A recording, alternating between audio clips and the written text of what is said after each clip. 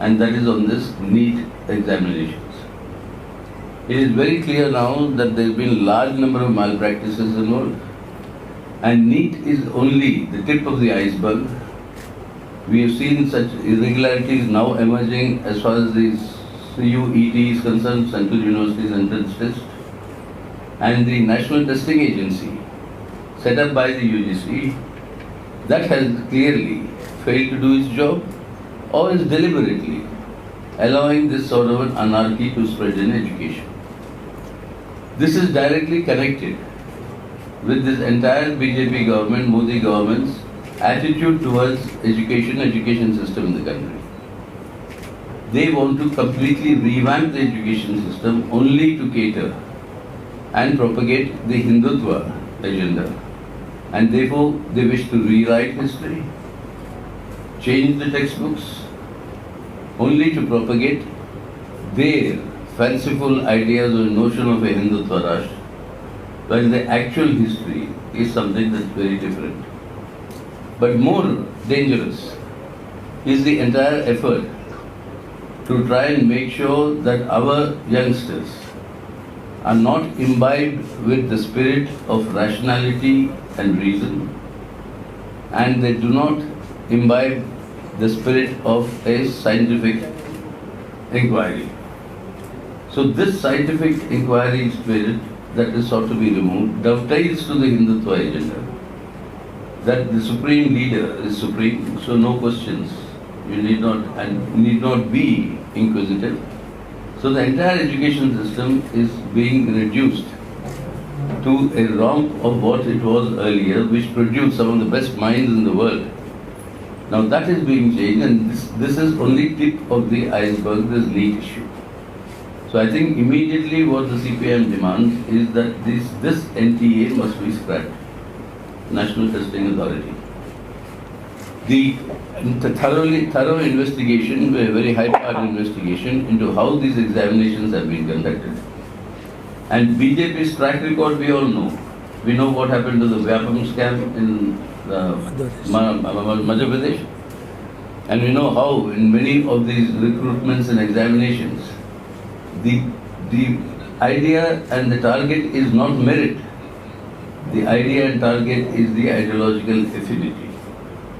And if that is the basis for appointments into academic institutions, into academic positions, that is the surest recipe for destruction of India.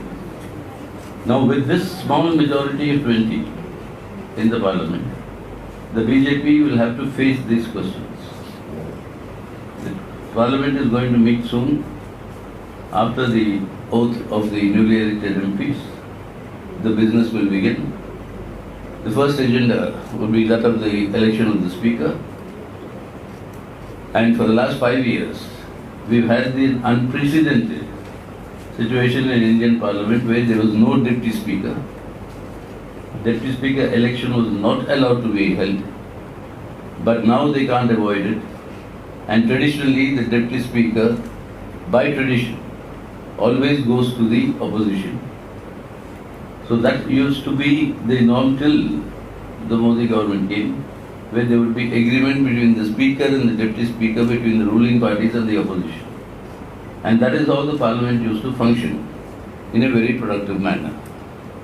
We have to wait and see if this NDA alliance government is going to allow that sort of an arrangement to come, or whether there will be elections to these posts.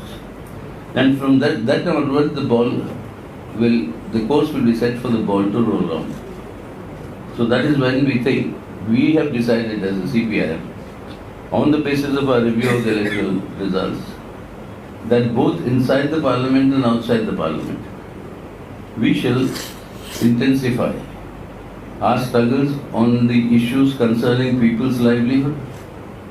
Today you have a situation where the mockery of an increase in the MSP for some of the products that was announced yesterday. I mean, it is less than the price index, the price rise that is there in annual terms, the MSP increases that they have announced. That is again insulting the farmers.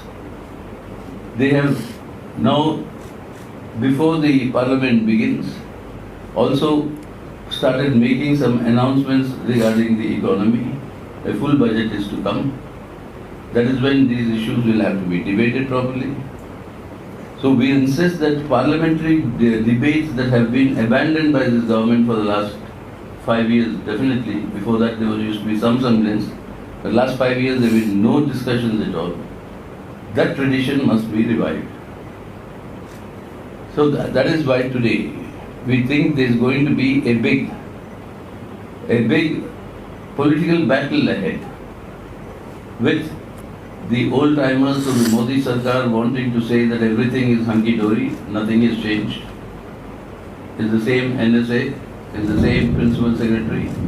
So the same Modi Sarkar continues. But then the other reality, that this is a government with a razor-thin 20-member majority. And therefore for everything they'll require the opposition's cooperation.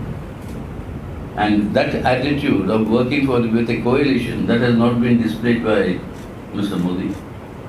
So we'll have to wait and see how things will work out. But as far as all these wrong policy direction issues are concerned, we are committed to taking them up in the Parliament and enforcing a debate to take place. But right now, as far as the NEET is concerned, thousands and thousands of our children have spent so much of their energy, time, preparing for these exams.